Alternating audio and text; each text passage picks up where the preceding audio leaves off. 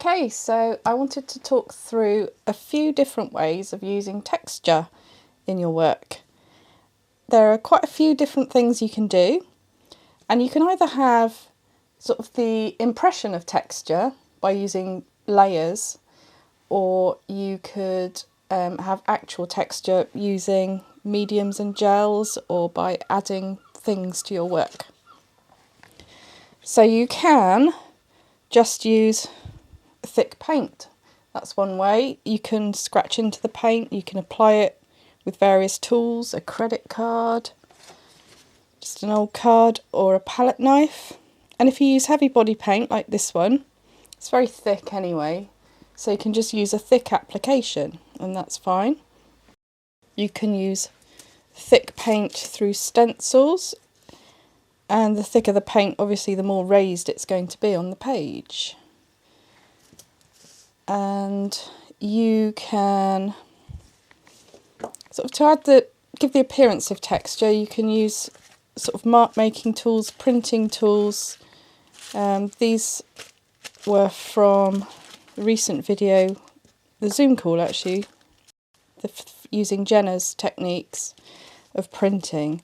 So adding this sort of thing, putting paint on and stamping it down, gives you good texture. Using bits of old cardboard, any household objects you can find to print with, they will all add some texture to your page. So let's put those to one side. Brayering is really good if you've got a brayer. I mean, this one's lovely and sticky. I have got a clean one that I keep very clean, but this one I don't tend to wash. I sometimes wipe it off or pick a bit of the paint off. But that gives a really good texture when you're just adding paint with that, so that can be really good.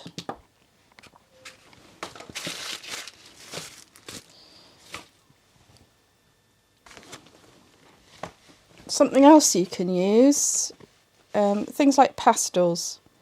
Now I tend to use pastels, if at all. I don't use them very often actually, but I will generally use them as a last layer. I've got some soft pastels here by Faber-Castell.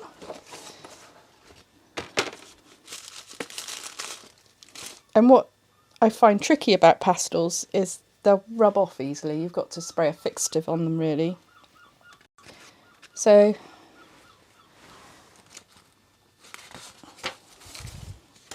these are quite nice for mark making. You can smudge them. And anything adding this sort of layer is going to add texture to your page, and they give quite a nice textured kind of look. But like I say, you really need some fixative, or if you're adding something on top, that will generally fix it down. You could add a bit of water or a bit of gel medium and that will fix it down. So those are soft pastels. Also got some oil pastels. I've got various ones. These are fairly not too overpriced.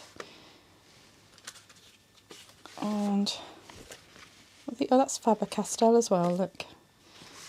They're good quality.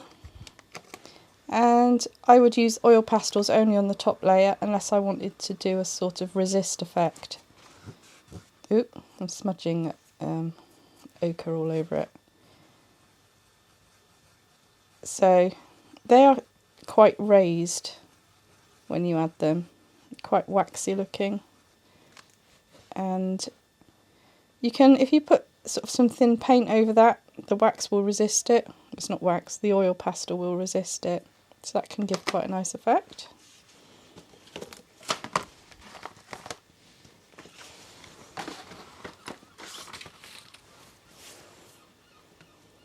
And you can actually add physical things to your work. Just got some beads here. Not sure I put anything that big in. These they're wooden beads.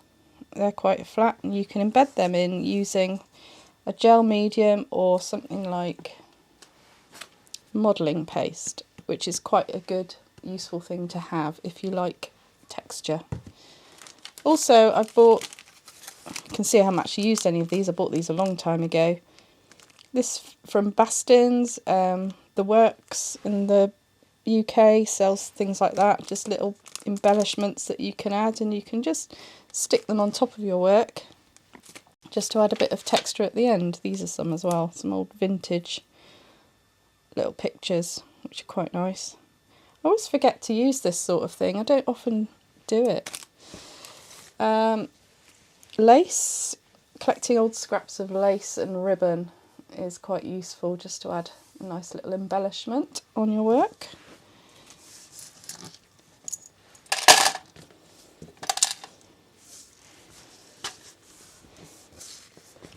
I'm getting beads all over the floor now. But one thing I am going to demonstrate in another video is the use of mediums and gels. So I've got a selection here. So Winsor & Newton Galleria do a nice range of things.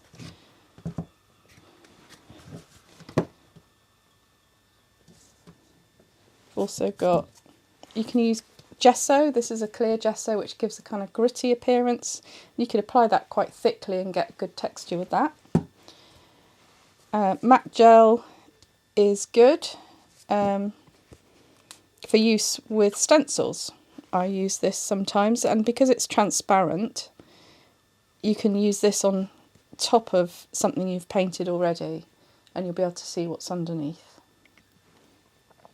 And the modelling paste, which I will demonstrate as well, that's opaque, so if you put it on top of something you've already painted you won't be able to see underneath it, which you might want sometimes.